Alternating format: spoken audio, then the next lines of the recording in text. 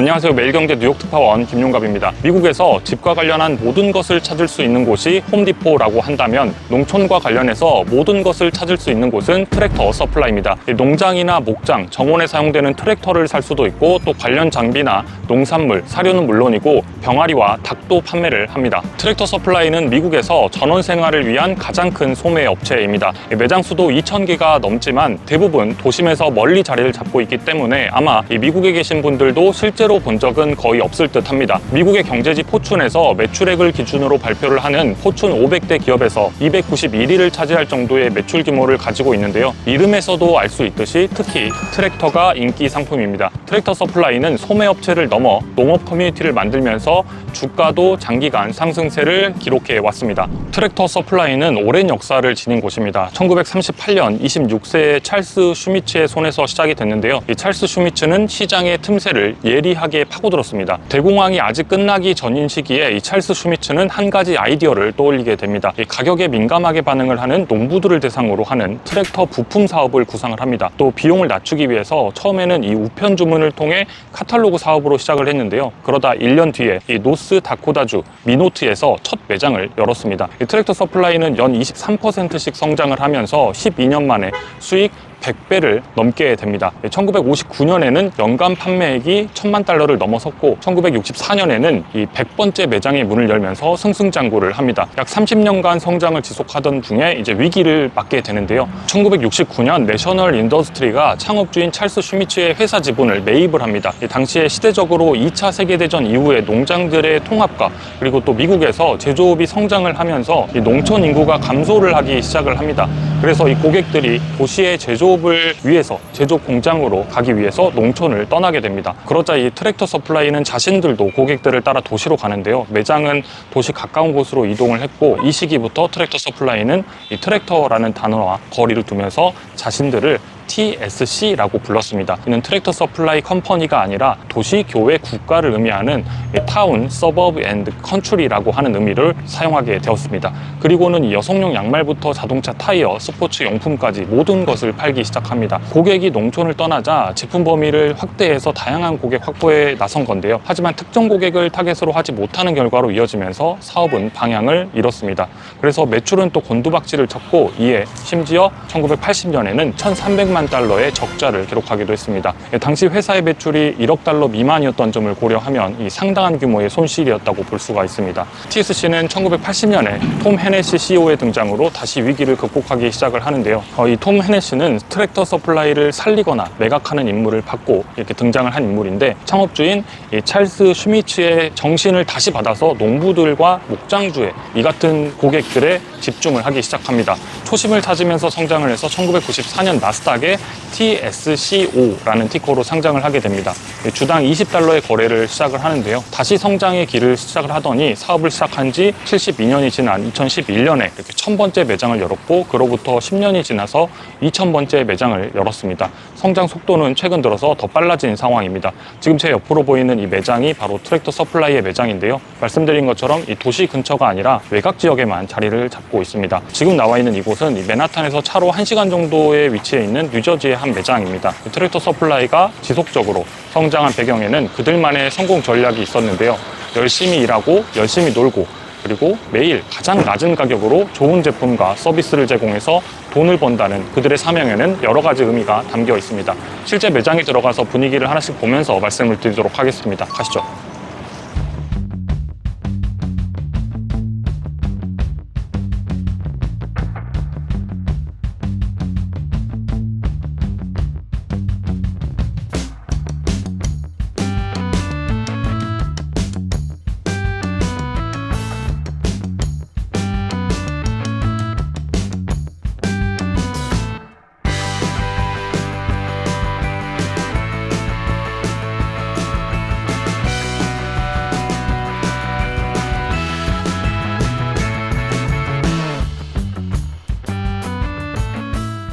이렇게 트럭에 뒤에 연결해가지고 올라갑니다.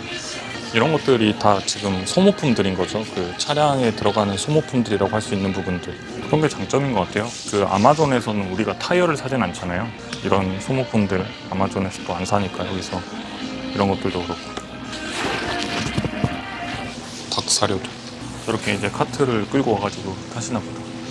이건 말이 먹는 건가 봐요. 지금 이게 당근인가 본데요. 이런 복장들도 많이 본 것 같은. 말 키우는 데 같은 데서 이런 거 입고 돌아다니는 사람들 본 것 같아.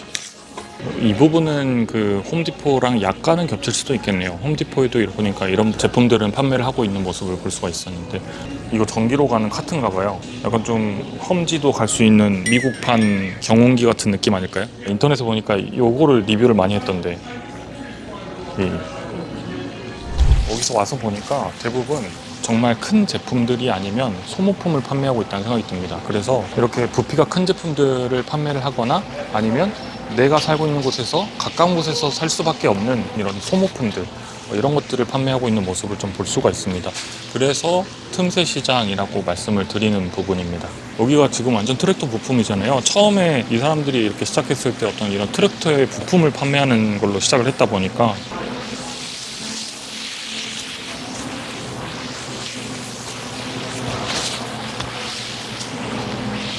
뭐 어떻게 보면은 사실 이제 조금 과한 의미 부여라고 볼 수도 있지만, 제품을 판매하는 것으로 끝나지 않고 커뮤니티를 만들기 위해서는 여기서 제품을 사는 것뿐만 아니라 이 제품을 사서 어떻게 사용하는지 뭐 이런 것들을 또 배우고 농촌의 생활 같은 것들을 배울 수 있는 측면에서 이렇게 또 책을 팔고 있는 모습도 볼 수가 있습니다. 이렇게 트랙터 서플라이 내부에서는 농기계나 부품, 어떤 가축 사료, 축사 정비를 위한 어떤 도구들을 볼 수가 있습니다. 잔디를 깎는 기계나 또 비료들도 찾아볼 수가 있는데요. 앞서 보신 것처럼 이렇게 작업 시 입을 수 있는 의류들도 판매를 하고 있습니다. 그리고 이 매장의 크기가 대부분 15,000피트 정도, 그러니까 430평 안팎에 되는 정도의 규모입니다. 위치와 판매 제품에서 느끼셨겠지만 이 트랙터 서플라이의 성공 비법은 틈새 시장을 장악하는 전략 덕분입니다.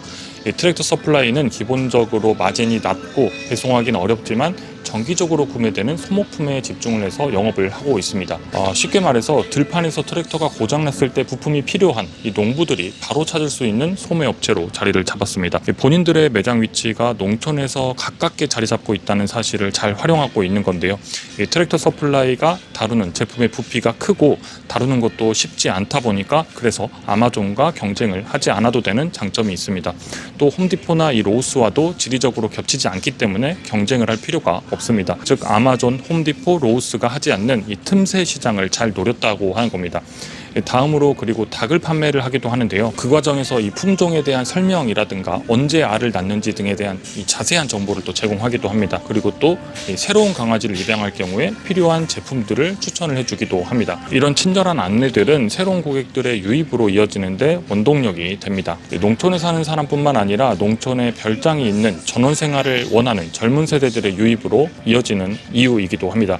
실제로 이 팬데믹 시기에 트랙터 서플라이의 매출은 급증을 했고, 이는 전문 농업인이 아닌 전원 생활을 시도해보는 초보 고객들 덕분이었습니다. 그리고 또 재미있는 전략은 반려동물 클리닉인데요. 이 클리닉 운영 시간에 방문을 하면 또 치료를 받을 수가 있습니다. 이 동물 사료나 이 관련 제품의 판매 시장도 성장 원동력 가운데 하나입니다. 그리고 또 이 로열티 프로그램, 네이버스 클럽이라고 하는 이 고객 로열티 프로그램도 중요한 지점인데요. 구매를 하면 포인트 적립과 할인 혜택을 제공을 하고 있습니다. 이 트랙터 서플라이의 펫 사업부인 펫센스도 사료와 용품들을 판매를 하는데요. 이외에도 고양이를 위한 목욕이나 손톱 다듬기, 이빨 닦기 같은 서비스를 제공하는 부분도 있습니다. 이 펫 그루밍 서비스의 경우에는 대표적으로 고객들을 오프라인 매장으로 유인을 하기 위한 전략의 일환이라고 할 수가 있습니다. 이 부분 또한 아마존과 차별화되는, 아마존과의 틈새를 노리는 전략이라고 할 수가 있습니다. 먼저 이제 작년에는 미국의 49개 주에서 2,200개가 넘는 지점을 보유하고 있었는데요. 작년 매출이 그래서 146억 달러를 기록한 바 있습니다. 직원도 5만 명이 넘습니다. 지난 5년간 주가 상승률이 150% 정도를 기록을 하고 있었는데요. 이 연평균 성장률이 23%를 기록을 했습니다. 지속적인 주당 순이익 증가도 매력적인 부분인데 연간 약 19%씩 성장을 해왔습니다. 주가는 EPS의 성장과 함께 상승을 해온 겁니다. 가장 최근에 발표한 올해 2분기 실적을 보면 2024년 2분기에 순매출 42억 달러를 기록하면서 전년 대비 1.5% 증가를 했는데요. 동일 매장 비교 매출, 그러니까 즉 이 신규 매장을 제외하고 기존 매장들 간의 매출을 비교하면 올해 2분기에 0.5%가 감소했습니다. 가장 최근의 분위기는 그러니까 이 신규 매장의 오픈으로 매출이 증가했지만 동일 매장 비교 매출은 감소했다라고 하는 겁니다. 다만 물류비 절감 등의 효과로 이 마진은 소폭 개선이 되고 있는 상황입니다. 희석 주당 순이익은 작년 2분기에 3.83달러에서 2.6% 증가해서 올해 2분기에는 3.93달러가 됐습니다. 최근에는 트랙터 서플라이 사무실에 성소수자를 상징하는 이 무지개 깃발이 있다는 이유로 불매 운동이 제기되는 일이 있었는데요. 이에 백기를 들면서 결국 DEI, 그러니까 다양성, 평등, 포용성 이 같은 정책을 폐기하기로 발표를 한 바 있습니다. 최근 미국 기업들의 입장에서는 이 같은 논란들이 시장의 새로운 변수로 자리를 잡고 있는 모양새입니다. 오늘은 농촌과 관련한 이 최대의 소매 업체인 트랙터 서플라이에 대한 이야기를 전해드렸습니다. 트랙터 서플라이의 성장은 앞으로도 계속될까요? 오늘 영상 재밌게 보셨다면 멜령 월가월구 구독과 좋아요, 댓글까지 부탁드리겠습니다. 감사합니다.